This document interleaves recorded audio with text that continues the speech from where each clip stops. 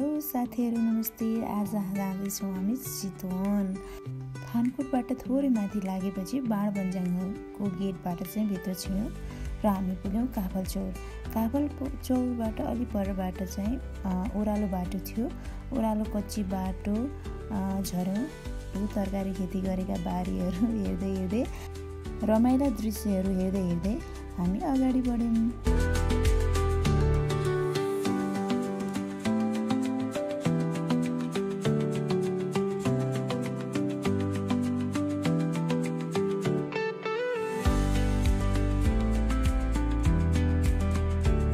कच्ची बाटो भए पनि गाडीहरूको खासै भिडभाड नहुने भएकाले हामी सजिलैसँग अगाडि बढ्न पायौँ।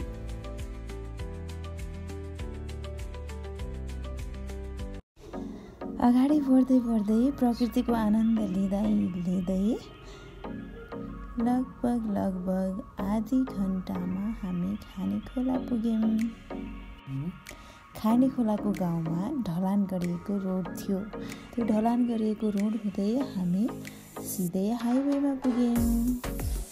यो बाटो खानेखोलाको पुलिस चौकीको अगाडि निस्किन्छ।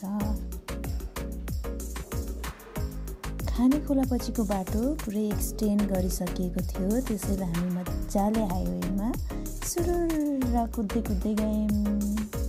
केही छिनमा हामी धार्के पुग्यौँ, जहाँ गाडीहरू खाजा खान रोक्छन्, जहाँनिर चाहिँ सीता पहिलाबाट आएको बाटो भेट्न सकिन्छ।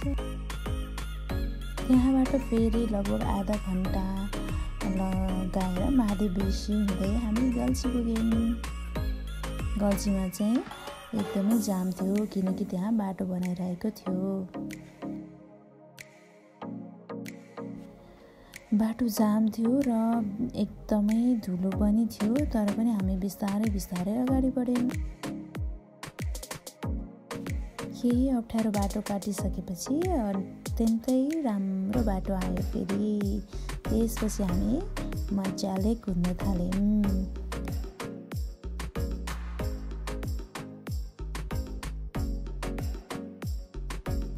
यहाँको बाटोमा चाहिँ टन्नै केराका घरहरू रहेछन्, तर पनि हामी त्यो दृश्य मात्रै हेर्दै रमाउँदै अगाडि बढ्यौँ। हामी केरा खान चाहिँ रोकेनौँ।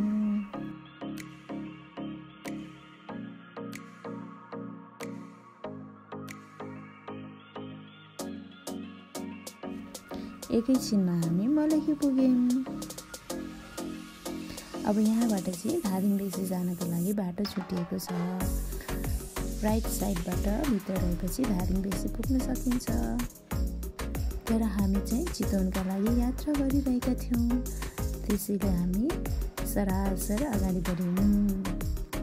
मलखिउबाट करिब 20 मिनटमा हामी बेनीघाट पुग्यौँ र त्यहाँबाट हामी लगभग अब धादिङ जिल्लालाई छोडेर चितवन जिल्लामा प्रवेश गरिसकेका थियौँ।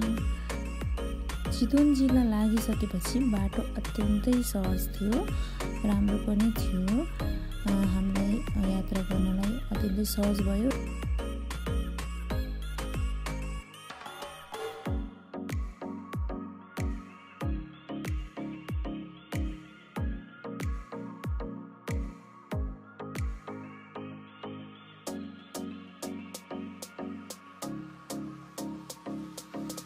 यसरी त्रिशुलीको किनार हामी रमाउँदै रमाइलो दृश्य अवलोकन गर्दै अगाडि बढ्यौँ र केही छिनमा हामी मनोकामना पुग्यौँ। काठमाडौँबाट हिँडेको करिब 4 घन्टामा हामी मनोकामना पुग्यौँ। मनोकामना मातालाई बाहिरैबाट दर्शन गरेर हामी आफ्नो यात्रालाई फेरि अगाडि बढायौँ।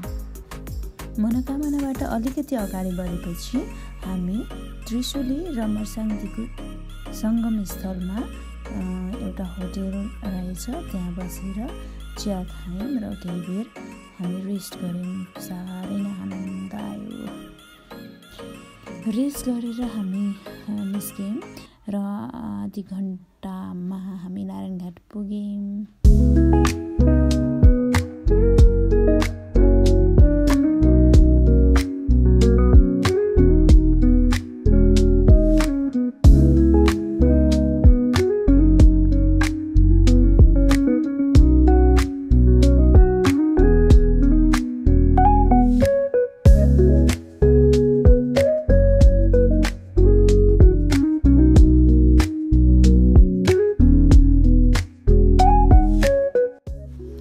साथीहरू, हामी त आफ्नो ठाउँमा पुगिसक्यौँ। आजको लागि यति नै।